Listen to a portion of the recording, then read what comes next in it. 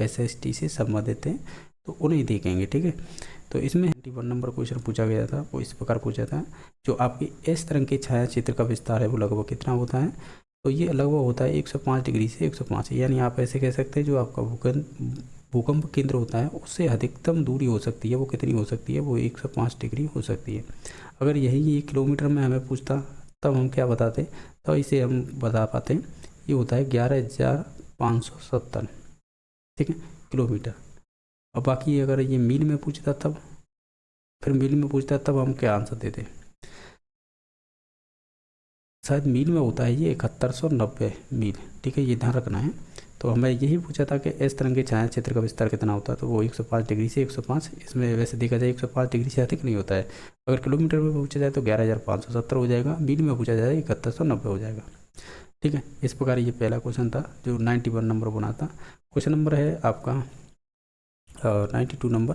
इसमें पूछा गया कयार किस तट पर स्थित है, तो ये आपका है भारत के, ये आपका मालाबार तट है, तो ये मालाबार तट पर स्थित है। कयार क्या है, एक तरह से आप ऐसे कह सकते हैं, जो मालाबार तट है ना, तो यहाँ पे क्या है, लेगुन झील पाई जाती हैं, वो होती हैं बैक वाटर से बनती हैं, तो निश्चित तौर से उन को ही हम कयाल कहते हैं। जो लेगुन झील होती है ना केरल के तट पर पाई जाती है, मालाबार तट पर, उन्हें बोलते हैं हम कयाल। तो ये आपकी मालाबार तट से संबंधित है, तो ऑप्शन नंबर ए सही हो जाएगा। क्वेश्चन नंबर 93 है, जो बैथोलिथ है, लेकोलिथ है, लेपोलिथ है, व फेकोलिथ है, ये संबंधित किससे हैं, तो ये सभी ज्वालामुखी से संबंधित हैं। ठीक है, तो ऑप्शन नंबर बी सही हो जाएगा। क्वेश्चन नंबर नेक्स्ट है, जो आपका 94 नंबर क्वेश्चन है वो इस प्रकार पूछा है, ये कह रहा है कि जो आपके फेन्स के बारे में कौन सा कथन पूर्ण सत्य है। जैसे कि हम बात करें, ये कह रहा है फेन्स की खदान है वो मेहरगढ़ में स्थित है, ये गलत है। बाकी ये फेन्स प्राकृतिक तौर पर पाए जाते हैं, ये गलत है। बाकी है ये बालू या स्फटिक पत्थर के चूर्ण को गोंद में मिलाकर उनकी वस्तुएं बनाई जाती है, ये बात सही है। उसके बाद उन वस्तुओं पर चिकनी परत चढ़ाई जाती है, ये भी बात सही है। फेन्स के मन की चूड़ियाँ झुमके छोटे बर्तन बनाए जाते हैं, ये भी बात सही है। तो यानी 3 4 5 ऑप्शन नंबर सी सही हो जाएगा। क्वेश्चन नंबर 95 है, ये कह रहा है ऋग्वैदिक काल के विषय में कौन सा कथन सत्य है। ये कह रहा है ये मतलब सोम एक पौधा था, ये बात सही है। ये कह रहा है ब्रह्मा विष्णु व महेश प्रमुख देवता थे, ये बात कह सकते हैं गलत हो जाएगी। बाकी ये सूक्त का मतलब है अच्छी तरह से बोला गया था, ये बात सही है। बाकी उपनिषद व आरण्य ग्रंथ रचे गए थे, ये बात गलत है। इंद्र युद्ध का प्रमुख देवता नहीं था, ये भी गलत है। यानी आप कह सकते हैं 1 और 3 ऑप्शन नंबर 1 सही हो जाएगा। क्वेश्चन नंबर 96 है, एक राजा अवंती पुत्र और बुद्ध के अनुयायी कच्छन के बीच जो संवाद कौन से ग्रंथ में मिलता है, यानी कौन से बौद्ध ग्रंथ में मिलता है, तो ये मिलता है आपकी मध्यम निकाय, यानी ऑप्शन नंबर सी सही हो जाएगा। क्वेश्चन नंबर 97 है, ये कह रहा है कौन से बौद्ध ग्रंथ में बौद्ध संघ या मठों में रहने वाले लोगों के लिए नियमों का संग्रह था। तो अगर आप इन सभी ऑप्शनों को देखेंगे तो वो विनय पिटक हो जाएगा, ऑप्शन नंबर ए सही हो जाएगा। क्वेश्चन नंबर 98 है कि जो भारतीय दर्शन की 6 पद्धति, यानी जैसे हम षड दर्शन बोलते हैं, में कौन शामिल है। जैसे कि इनमें से ऑप्शन दे रखें तो हम कहेंगे वैशेषिक आपकी सम्मिलित हो जाएगी, यह शामिल है, तो ऑप्शन नंबर बी सही हो जाएगा। क्वेश्चन नंबर 99 है, ये कह रहा है कि पश्चिम एशिया के यूनानी शासक जो सेल्यूकस निकेटर के राजदूत के रूप में मौर्य काल में भारत में कौन आया था, तो आपके मेगस्थनी आए थे, तो ऑप्शन नंबर डी सही हो जाएगा। क्वेश्चन नंबर नेक्स्ट है, ये कह रहा है कि अर्कामेडू के विषय में पूर्ण सत्य कथन बताइएगा। तो इसके बारे में हम बात करें तो ये कह रहा है कि ये पांडिचेरी, इसे पुडुचेरी बोल सकते हैं या पांडुचेरी में स्थित है, ये बात सही है। अर्कामेडू महत्वपूर्ण पतन था, ये भी बात सही है। ये एम्पोरा के जैसे पात्र मिले हैं, ये भी बात सही है। बाकी ये यूनानी साम्राज्य से संबंधित वस्तुएं मिली हैं, ये गलत कथन। यहाँ के राजा क्षैरवंशी थे, ये भी बात गलत है। तो यानी ऑप्शन नंबर 1 2 3 है ऑप्शन नंबर 1 में। क्वेश्चन नंबर 101 है, चीनी यात्री जो आपके स्वयं सांग थे वो किस राजा के दरबार में रहे थे, तो वो आपके हर्ष राजा के कह सकते हैं दरबार में रहे थे, तो ऑप्शन नंबर सी सही हो जाएगा। क्वेश्चन नंबर 102 है, कौन से नाटक में गुप्त काल में एक गरीब मछुआरे के साथ एक राज कर्मचारियों के दुर्व्यवहार की बात कही गई है, तो वो आपके अभिज्ञान शाकुंतलम में बात ये कही गई है, तो ऑप्शन नंबर बी सही हो जाएगा। भीतरगांव का मंदिर है वो कहाँ पर स्थित है, तो ये यूपी में स्थित है, यानी उत्तर प्रदेश में। क्वेश्चन नंबर 104 है, 15वीं शताब्दी के उत्तरार्ध में जो शंकर देव जो वैष्णव धर्म के मुख्य प्रचारक थे, के उपदेशों को किस नाम से संबोधित किया गया था? तो उन्हें भगवती धर्म के नाम से संबोधित किया गया था। तो ऑप्शन नंबर डी सही हो जाएगा। क्वेश्चन नंबर नेक्स्ट है कि मुगल काल में जो खुदा काश्त और पाई काश्त क्या थे? तो ये एक तरह से आप कह सकते हैं ये किसानों के प्रकार थे। ठीक है, तो ऑप्शन नंबर डी सही हो जाएगा। ये वाला क्वेश्चन है बोर्ड के द्वारा ये डिलीट किया गया था। ठीक है, क्वेश्चन नंबर नेक्स्ट देख लेते हैं। और जो 107 नंबर क्वेश्चन है, ये कह रहा है कि स्त्री पुरुष तुलना में या स्त्री पुरुष तुलना नाम से किताबें किसने प्रकाशित की थी? तो ये ताराबाई शिंदे ने की थी। नेक्स्ट क्वेश्चन नंबर 108 है कि महाराष्ट्र के सतारा में जो समानांतर सरकार की स्थापना कब की गई थी? तो ये 1943 में की गई थी। ये कह रहा भारत के संविधान की उद्देश्य का में कौन सा शब्द नहीं दिया गया है? तो वो भाषा नहीं दी गई है, बाकी सभी दे रखे थे, चाहे विश्वास हो, उपासना हो, धर्म हो। क्वेश्चन नंबर 110 है, ये कह रहा है कि भारत में पथ विक्रेता अधिनियम कब लागू किया गया था? तो ये 2014 में लागू किया गया था। तो ऑप्शन नंबर डी सही हो जाएगा। क्वेश्चन नंबर नेक्स्ट है जो है 111 नंबर, ये कह रहा है कि जो अवशिष्ट शक्तियों का सिद्धांत का प्रावधान भारत में किस देश के संविधान से लिया गया है? तो ये लिया गया है आपके कनाडा से। क्वेश्चन नंबर 112 है कि भारत में राष्ट्रपति फखरुद्दीन अली अहमद की मृत्यु के बाद है कार्यवाहक राष्ट्रपति के रूप में किसने कार्य किया था? तो वो बी.डी. जत्ती ने किया था। ऑप्शन नंबर ए सही हो जाएगा। क्वेश्चन नंबर 113 है, किन दो राज्यों की लोकसभा निर्वाचन क्षेत्रों की संख्या समान है? तो ये हो जाएगी लोकसभा। तो ये आपकी लोकसभा निर्वाचन क्षेत्र, अगर राज्यों की बात करें, समान क्षेत्रों की संख्या बतानी है, यानी आप कह सकते हैं निर्वाचन क्षेत्रों की संख्या समान हो, तो वो है आपकी राजस्थान और आंध्र प्रदेश। तो ऑप्शन नंबर सी सही हो जाएगा। बच्चों की सुविधा एवं मदद निःशुल्क हेल्पलाइन नंबर कौन सा है?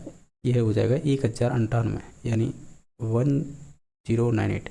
NCERT बुक पढ़ते हैं तो उसके लास्ट कवर पेज होते हैं, उन पर ऐसे नंबर लिखे रहते हैं। क्वेश्चन नंबर नेक्स्ट है कि भारत में किस संविधान संशोधन द्वारा मंत्रिपरिषद का आकार है वो निर्धारित किया गया था? तो ये आपका निर्धारित किया गया था वो 91 संविधान संशोधन द्वारा। तो ऑप्शन नंबर बी सही हो जाएगा। क्वेश्चन नंबर आपका नेक्स्ट है, ये कह रहा है कि 1989 में किस समिति ने स्थानीय शासन के नियमों को यानी निकायों को असंवैधानिक दर्जा प्रदान करने की सिफारिश की थी? तो ये आपको पता नहीं है समिति किसके द्वारा। 1989 में समिति के स्थानीय शासन की बात की गई है। तो ये बात कही गई है, वो कही गई थी PK थुंगन समिति द्वारा। तो ऑप्शन नंबर ए सही हो जाएगा। क्वेश्चन नंबर नेक्स्ट है 117 नंबर, उपाधियों का अंत किस मौलिक अधिकार का हिस्सा है? तो उपाधियों का अंत है ये आपके जो समता का अधिकार है ना, उससे संबंधित मौलिक अधिकार हो जाएगा। तो ऑप्शन नंबर ए सही हो जाएगा। क्वेश्चन नंबर 118 इस प्रकार पूछा था, ये कह रहा है भारत के संविधान की 8वीं अनुसूची में अनुसूचित भाषाओं को या भाषाओं के सही समूह पहचानिएगा। यानी भारत के संविधान की 8वीं अनुसूची में अनुसूचित भाषाओं का सही समूह पहचानिए। तो ये तो संताली हो जाएगी, हिंदी और संस्कृत यही हो जाएंगे। ऑप्शन नंबर सी सही हो जाएगा। क्वेश्चन नंबर 119 नंबर है कि ग्लोब पर वह व्रत यानी ग्लोब पर वह व्रत जो दिन और रात को विभाजित करता है कहलाता है, तो उसे प्रति व्रत बोलते हैं, यानी आप कह सकते हैं सर्कल ऑफ इल्यूमिनेशन बोलते हैं। तो ऑप्शन नंबर इसका एक सही हो जाएगा। क्वेश्चन नंबर आपका नेक्स्ट है जो 120 नंबर, कि अवरोही पवनें प्रभावित करती हैं यानी प्रवाहित होती हैं, वो किधर से किधर की ओर होती हैं? ये अवरोही पवनें प्रवाहित होती हैं, तो ये बताना है फ्लो किधर की तरफ होंगी? तो हम कहेंगे पर्वत से घाटी की ओर होंगी। ठीक है, यानी ऑप्शन नंबर इसका बी सही हो जाएगा, पर्वत से घाटी की ओर या घाटी की तरफ।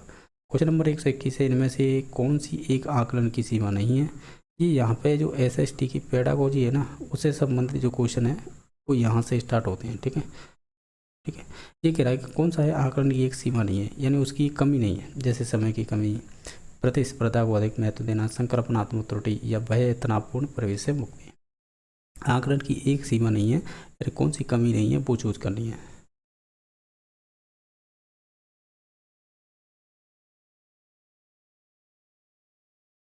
तो इसमें से हो जाएगी जो भय एवं तनावपूर्ण परिवेश से मुक्ति से। तो ऑप्शन नंबर इसका डी सही हो जाएगा। अच्छा क्वेश्चन था ये। क्वेश्चन नंबर 122 है जो पूछा गया है, ये कह रहा है कौन सी एक पाठ्य योजना की पूर्वापेक्षा नहीं है? इंग्लिश में क्या कह रहा है? Pre requisite of lesson plan. मतलब कौन सी पाठ्य योजना की पूर्वापेक्षा नहीं है। जैसे विषय का ज्ञान होना, बाल मनोविज्ञान का ज्ञान होना, अधिगमकर्ताओं की पारिवारिक पृष्ठभूमि का ज्ञान होना, या शिक्षण एवं तकनीकों का ज्ञान होना, यानी चाहे विधि बोल सकते हैं या शिक्षण बोल सकते हैं, तकनीकों का ज्ञान होना। तो इनमें से पूर्वापेक्षा नहीं होगा, हम ये कह सकते हैं एक तरह से ये अधिगमकर्ताओं की जो पारिवारिक पृष्ठभूमि का ज्ञान होना ये कोई ज़रूरी नहीं होता है। ठीक है, तो ऑप्शन नंबर बी सही हो जाएगा। बाकी विषय का ज्ञान होना जरूरी है, बाल मनोविज्ञान का भी होना है, और जो भी टीचिंग मेथड होती हैं और उन्हें पढ़ाने की टेक्निक होती है उनका ज्ञान होना चाहिए। ठीक है, पार्टी चुनना की पूर्वापेक्षा नहीं है, तो वो बच्चे की गरीब है अमीर है उनसे कोई लेना देना नहीं होना चाहिए। तो ऑप्शन नंबर बी सही हो जाएगा। क्वेश्चन नंबर 123 है, इनमें से कौन सा सही सुमेलित है। जैसे सुकरात ने निर्देशन विधि दी थी, प्लेटो ने प्रश्नोत्तर विधि, हर्बर्ट स्पेंसर ने संवाद विधि, अरस्तु ने आगमन निगमन विधि। सही सुमेलित बताना है, इनमें से केवल एक ही सही है और बाकी सभी गलत हैं। अगर आप ध्यान से देखेंगे तो ऑप्शन नंबर इसका डी सही हो जाएगा। हर्बर्ट स्पेंसर ने संवाद विधि नहीं दी थी, इसने तो पंचपदीय प्रणाली दी थी, जिसमें आपके जैसे पाठ्य योजना बनाते हैं तो उसके 5 स्टेप होते हैं, वो दी थी। इसे पंचपदी प्रणाली की प्रणेता माना जाता है हर्बर्ट स्पेंसर। प्लेटो है, इसने प्रश्नोत्तर विधि नहीं दी थी। देखो, प्रश्नोत्तर विधि तो दी थी आपके सुकरात ने। ठीक है, और अगर आपसे पूछे प्रश्नावली फिर किसने दी थी, तो फिर प्रश्नावली दी थी आपके वुडवर्थ ने। ठीक है, और बाकी सुकरात ने निर्देशन विधि नहीं दी थी, निर्देशन विधि नहीं दी थी इन्होंने, तो सुकरात ने दी थी आपकी प्रश्नोत्तर विधि। ठीक है, तो इसमें से तो केवल डी नंबर ऑप्शन सही था, बाकी सभी गलत हैं। क्वेश्चन नंबर नेक्स्ट है जो 124 नंबर, इसमें क्या पूछा है, ये कह रहा है कि कौन सा एक सामाजिक अध्ययन शिक्षण का सामान्य उद्देश्य नहीं है। यानी जो सामाजिक अध्ययन होता है SST का सामान्य यानी सामान्य अध्ययन का शिक्षण का सामान्य उद्देश्य नहीं है, यानी कोई जनरलाइजेशन ऑब्जेक्ट नहीं है वो चूज करना। जैसे पर्यावरण से परिचित कराना होना हो गया, तो इससे तो जरूरी होता है ये तो। सांस्कृतिक विरासत की सराहना करना ये भी जरूरी है। सामाजिक आर्थिक जो भी संस्थान है उनमें रुचि लेना ये भी बात सही है। लेकिन जाति प्रथा की प्रशंसा करना ये एक नेगेटिव वर्ड हो जाएगा। ये चीज़ें हम जो SST का जो सामान्य अध्ययन का उद्देश्य नहीं होता है ये। ठीक है, तो ऑप्शन नंबर डी सही हो जाएगा। क्वेश्चन नंबर 125 है, ये कह रहे हैं समस्या के समाधान के लिए कितने चरणों का सुझाव दिया गया है। तो देखो ये इसमें देखो समस्या के समाधान के लिए कितने चरणों का सुझाव दिया गया है। तो देखो इसमें 3 भी हो जाएंगे और इसमें 5 भी हो जाएंगे। यही तो कह रहा है समस्या के समाधान के कितने चरणों का सुझाव दिया गया है। तो आप स्टेप देखेंगे, देखो इसमें 3 कहोगे तो इसमें 3 से ज़्यादा भी होते हैं, तो इसलिए 3 और 5 इन दोनों को ऑप्शनों को राइट आंसर माना गया है। बाकी देखा जाए तो 5 स्टेप होते हैं। ठीक है, तो अब जैसे कि इसमें 3 और 5 दे रखे हैं दोनों, तो इस दोनों को ही आंसर मान लिया गया है। ठीक है,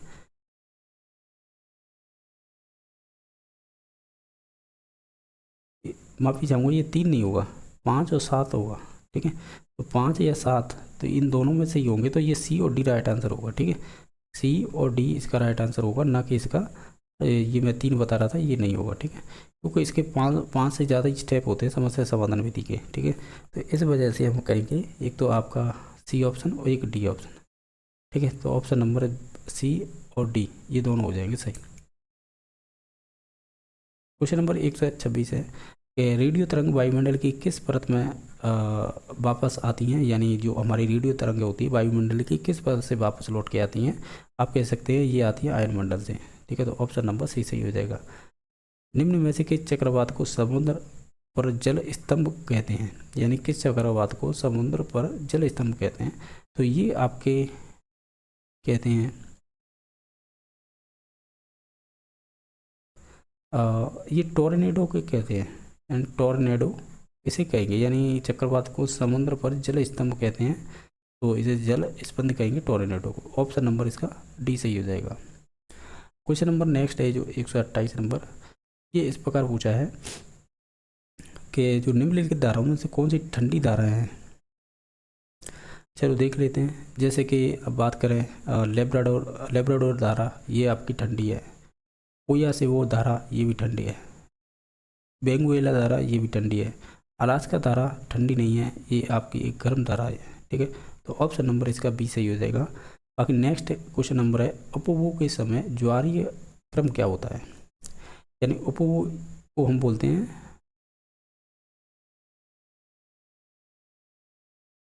टाइम ऑफ पेरिगी, यानी उपभोग के समय ज्वारी क्रम क्या होता है, तो हम कहेंगे ये होता है आपका सामान्य से अधिक होगा, तो ऑप्शन नंबर सी सही हो जाएगा। क्वेश्चन नंबर आपका नेक्स्ट है, आपको वन दे रखे हैं और दूसरी तरफ ब्रश दे रखे हैं, ठीक है। आपको इनका मिलान करना है, साथ ही साथ आपको ऊँट दे रखे हैं। जैसे उष्ण कटिबंधीय सदाबहार वन कहाँ पर पाए जाते हैं, यदि वृक्ष कह रहा है तो ये फिर ये कह रहा है कि ये उष्ण कटिबंधीय सदाबहार है, उसमें किस प्रकार के वन वृक्ष पाए जाते हैं, आपको ऐसे बनाना है। ये वन है तो ये किस प्रकार के वृक्ष पाए जाएंगे, इस प्रकार का ये है। तो हम उष्ण कटिबंधीय सदाबहार की बात करेंगे तो ये संबंधित हो जाएंगे आपके महोगनी से। बाकी उष्ण कटिबंधीय पर्णपाती की बात करेंगे तो ये आपकी साल से संबंधित हो जाएंगे। पर्वतीय की बात करेंगे तो ये संबंधित हो जाएंगे आपके स्प्रूस से। और बाकी मैंग्रोव की बात करेंगे तो ये ताड़ हो जाएगा, यानी ऑप्शन नंबर इसका सी सही हो जाएगा। C D A C D A B C D A B C D A B, तो ऑप्शन नंबर इसका सी सही हो जाएगा। क्वेश्चन नंबर आपका 31 पर है, 131 नंबर। ये कह रहा है क्या कह रहा है कि निम्नलिखित में से कौन सा भारत में लो अयस्क पेटियों का एक समूह है, यानी यहाँ पे लो अयस्क पाया जाता है, ऐसे बोल सकते हैं। तो देखो इसमें एक तो सियोबूम है जो झारखंड में है, बेलाडिला छत्तीसगढ़ में है, नेल्लोर आंध्र प्रदेश में, ये भी बात सही है, ठीक है। पीटिया को सबू पूछा तो फिर इसमें एक ऑप्शन और सही हो जाएगा, वो कौन सा हो जाएगा, एक तो मयूरगंज है, ये उड़ीसा में है, सॉरी मयूरभंज है, ठीक है। और एक सियोबूम झारखंड ये वाला था, और एक बेलाडिला है ये छत्तीसगढ़ में। तो हम कहेंगे ए और डी दोनों सही हैं, क्योंकि ये भी क्षेत्र इंपॉर्टेंट है, ये भी इंपॉर्टेंट है, ये भी इंपॉर्टेंट है, और साथ ही साथ मयूरभंज ये भी इंपॉर्टेंट है। इस वजह से इसके दोनों ऑप्शन सही हो जाएंगे। बाकी ये तो सियोबूम और बेलाडिला तो ये ऑप्शन पहले में ही थे, तो ये तो सेम हो गए थे, ठीक है। तो ये भी आपका ऑप्शन सही है और ये भी सही है। क्वेश्चन नंबर आपका 132 नंबर क्वेश्चन है। ये क्या कह रहा है कि राजस्थान में जो अरावली पर्वतमाला की दिशा में विस्तृत है, यानी किस दिशा में विस्तृत है, तो मोस्टली देखा जाए तो ये दक्षिण पश्चिम से लेकर उत्तर पूर्व की ओर है। तो राजस्थान में अरावली पर्वतमाला किस दिशा में विस्तृत है, यानी फैलाव किधर की ओर है, ये बताना है। तो देखा जाए तो फैलाव है आपका जैसे कि दक्षिण पश्चिम से उत्तर पूर्व फैलाव हो जाएगा, ठीक है। और उत्तर पूर्व से दक्षिण पश्चिम भी फैलाव हो जाएगा। इसमें ये नहीं पूछा है कि विस्तृत है यानी फैलाव है वो छोटी से बड़ी की ओर बता रहा है, यानी मतलब ये कि कम फैलाव से अधिक की ओर, या बृहद फैलाव से कम की ओर, ऐसा कुछ नहीं कहा है। तो इस वजह से ये भी सही है, ये भी सही है, ठीक है। क्वेश्चन नंबर नेक्स्ट है, ये आपको जिले दे रखे हैं राजस्थान के, और ये जलवायु प्रदेश बताना है। जैसे जैसलमेर में तो वहाँ पर तो शुष्क ही पाई जाएगी, क्योंकि वहाँ पे तो बरसात होती ही नहीं है, ज़्यादातर तापमान अधिक रहता है। जयपुर की बात करें तो जयपुर आता है आपका थोड़ा उत्तर की ओर और पूर्व की ओर, उत्तर पूर्व में मान सकते हैं। हालांकि राजधानी है तो नीचे दौर से यहाँ का जो आपका कह सकते हैं जलवायु प्रदेश रहेगा, ये पहले का चौथा, ये आपके बी सी डी तीनों ऑप्शनों में है, ठीक है। तो कोई बात नहीं है, हम और भी देखते हैं। और जैसे कि जयपुर की बात करें तो जयपुर की जलवायु हो जाएगी उप आर्द्र जलवायु, ठीक है। सवाई माधोपुर आती है लगभग में पूर्व में ही रहती है, तो सवाई माधोपुर में हो जाएगी आर्द्र जलवायु, और झालावाड़ में हो जाएगी सर्वाधिक वर्षा होती है राजस्थान में, तो ये अति आर्द्र हो जाएगी। तो इस प्रकार ऑप्शन नंबर डी सही हो जाएगा। क्वेश्चन नंबर आपका नेक्स्ट है जो 134 नंबर। ये क्या पूछा है कि जिला एवं परियोजना के संदर्भ में कौन सा कथन सही है। जैसे कि चित्तौड़गढ़ में राणा प्रताप सागर बांध है, बिल्कुल सही बात है। अजमेर बीसलपुर परियोजना है, अजमेर में नहीं बीसलपुर परियोजना है, ये आपके टोंक में है। हालांकि इस बीसलपुर बांध का पानी है वो आपके टोंक में आता ही है, जयपुर में भी आता है, अजमेर में भी आता है, अजमेर, ठीक है। तो इन क्षेत्रों में पेय पदार्थ के रूप में आता है, यानी पीने के पानी के रूप में। बाकी है उदयपुर में मानसी बाकल परियोजना है, ये बात सही है। प्रतापगढ़ में जाकम परियोजना है, ये भी बात सही है। 1 3 4 ये सही है। हमें पूछा क्या था, सभी सत्य कथन पूछे थे, 1 3 4 किसमें, 1 3 4 ऑप्शन नंबर 1 में। क्वेश्चन नंबर नेक्स्ट है जो है आपका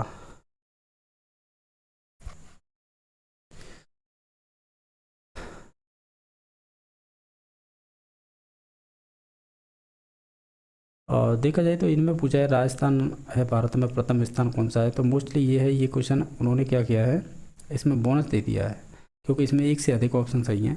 ठीक है, तो इसलिए ये क्वेश्चन डिलीट किया गया था, यानी इसमें सभी ऑप्शन सही थे। क्वेश्चन नंबर नेक्स्ट है 136 नंबर। ये कह रहा है कि 2001 से 2011 अवधि के दौरान जो गंगानगर है उस जिले की जनसंख्या में वृद्धि दर कितनी रही थी। 2001 से 2011 के मध्य में जनसंख्या वृद्धि दर कितनी रही थी, तो वो आपकी रही थी 10%। ऑप्शन नंबर ए सही हो जाएगा। क्वेश्चन नंबर नेक्स्ट है कि विषम घाटी पंचानन की संज्ञा मेवाड़ के किस शासक को दी गई है, तो विषम घाटी पंचानन है वो राणा कुंभा को दी गई है, सही है ना, राणा कुंभा को ही दी गई है या राणा हम्बीर को दी गई है, राणा हम्बीर को दी गई है। अब जो 10th की क्लास है ना माध्यमिक शिक्षा बोर्ड BSER की, तो उसमें देखेंगे जो हम कुंभा पढ़ते हैं ना, तो कुंभा में पढ़ते हैं तो वहीं पर ये इसके बारे में बताया गया है कि इसे ये विषम घाटी पंचानन कहते हैं, तो वो राणा हम्बीर को कहते हैं, ये ध्यान रखना है। ठीक है, हम पढ़ते हैं राणा कुंभा के बारे में लेकिन कहा गया है विषम घाटी पंचानन। ठीक है, तो निश्चित तौर से इसका ऑप्शन नंबर 1 सही हो जाएगा। नेक्स्ट क्वेश्चन नंबर ये है कि 1857 की क्रांति के समय उदयपुर के महाराणा कौन थे, तो उदयपुर के उदय सिंह थे या जसवंत सिंह, तो इसका राइट आंसर हो जाएगा उस टाइम पे थे आपके स्वरूप सिंह। ठीक है, यानी 1857 क्रांति के समय उदयपुर के महाराणा कौन थे यानी राजा कौन थे, Swaroop Singh. Option number B सही हो जाएगा। क्वेश्चन नंबर नेक्स्ट है 139 नंबर। इसमें पूछा है आपसे कि जो राजपूताना मध्य भारत सभा का तीसरा अधिवेशन कहाँ पर हुआ था, तो राजपूताना मध्य भारत सभा का जो अधिवेशन हुआ था ये हुआ था आपके अजमेर में। ठीक है, ऑप्शन नंबर सी सही हो जाएगा। क्वेश्चन नंबर नेक्स्ट है कि बृहद राजस्थान का प्रधानमंत्री किसे बनाया गया था, बृहद यानी ग्रेटर राजस्थान प्राइम मिनिस्टर कौन बनाया गया था तब उस टाइम पे, प्रधानमंत्री किसे बनाया गया था बृहद राजस्थान का, तो वो बनाई गई थी आपके हीरालाल शास्त्री, यानी ऑप्शन नंबर सी सही हो जाएगा। नेक्स्ट क्वेश्चन नंबर है जो बाणासुर का शहीद नामक नाम से कौन प्रमुख व्यक्तित्व माना जाता है या जाना जाता है, बाणासुर का शहीद इसे कहेंगे आपके मेजर शैतान सिंह हैं, इनको कहा जाता है। माध्यमिक शिक्षा बोर्ड 10th क्लास की लास्ट पेज में व्यक्तित्व चैप्टर दे रखा है, उसमें से पूछा है ये बाणासुर का शहीद नामक व्यक्तित्व किसे जाना है, major Shaitan Singh. Question number next है चूरू दुर्ग का निर्माण है 1739 में किसने करवाया था, चूरू दुर्ग का निर्माण है वो आपका करवाया था आपके ठाकुर कौशाल सिंह ने करवाया था, तो ऑप्शन नंबर डी सही हो जाएगा। क्वेश्चन नंबर नेक्स्ट है तुलसी हालरों तिमड़ियाँ तथा पौध नाम का आभूषण महिला के किस मतलब शरीर में कौन से भाग में पहने जाते हैं, तुलसी हालरों तिमड़िया।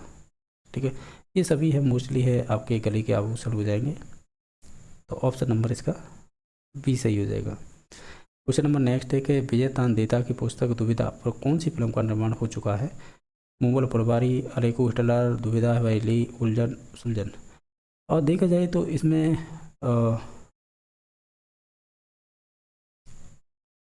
से विजय तांदेता की पुस्तक दुविधा के आधार पर कौन सी फिल्म का निर्माण हो चुका है, तो ये हो जाएंगे आपकी एक तो दुविधा हो जाएगी एक पहेली हो जाएगी, ये हो चुकी है। देखिए, तो ऑप्शन नंबर सी सही हो जाएगा। क्वेश्चन नंबर 145 है कि हेला ख्याल है वो नामक लोक नाट्य है वो राजस्थान के किस क्षेत्र से संबंधित है, हेला ख्याल, तो ये आपकी संबंधित हो जाएगी, ये दौसा से संबंधित हो जाएगी, तो ऑप्शन नंबर ए सही हो जाएगा। पटल्या बाचियो लालर व माजर क्या है, तो पटल्या हो गया, पीचियो हो गया, लालर माजर, ये सभी ये आपके ये सॉन्ग है, और ये कहाँ के सॉन्ग है ये आपको 4 ऑप्शन दे रखे हैं, तो ये सॉन्ग हो जाएंगे आपके कह सकते हैं जो मेवाड़ है ना उसके प्रसिद्ध गीत हैं, जैसे पटल्यो, पीचियो, लालर, माचर क्या है, ये मेवाड़ के प्रसिद्ध गीत हैं। क्वेश्चन नंबर आपका नेक्स्ट है कि सामाजिक विज्ञान उन सभी विज्ञानों के लिए सामान्य शब्द के रूप में जो मानव मामलों से संबंधित है, ये परिभाषा किससे संबंधित है, तो ये आपकी जो आपके फेयर चार्ट द्वारा दी गई है, क्या सामाजिक विज्ञान उन सभी विज्ञानों के लिए एक सामान्य शब्द के रूप में जो मानव मामलों से संबंधित है। क्वेश्चन नंबर नेक्स्ट है निम्न में से कौन सी एक श्रव्य सामग्री है यानी जिसे हम सुन सकते हैं, तो एक लिखवाखंड हो जाएगा। क्वेश्चन नंबर आपका 149 नंबर है कि इनमें से कौन सा एक क्लिपेट के द्वारा दिया गया परियोजना का एक प्रकार नहीं है। क्लिपेट के द्वारा जैसे रचनात्मक परियोजना, विध्वंसक परियोजना, समस्यात्मक परियोजना, अभ्यास परियोजना। अगर इन सभी ऑप्शनों को देखेंगे ध्यान से तो हम कहेंगे और जो विध्वंसक परियोजना है इस प्रकार की कोई भी परियोजना आपके क्लिपेट ने नहीं दी थी। ठीक है। क्वेश्चन नंबर नेक्स्ट है, रेखीय अभिक्रम अनुदेशन का प्रतिपादन किसने किया था। रेखी की बात करेंगे तो हमेशा उसका नाम आएगा BF स्किनर। अगर यहाँ पर साकी की बात करते तो उसका नाम आता नॉर्मन एवो क्राउडर। ठीक है। और गिलबर्ट मैंने नहीं दी थी, कोई कंप्यूटर वगैरह थी अनुदेशक वगैरह वो, लेकिन हम मोस्टली यही पढ़ते हैं रेखी और साकी। तो रेखी दिया था स्किनर ने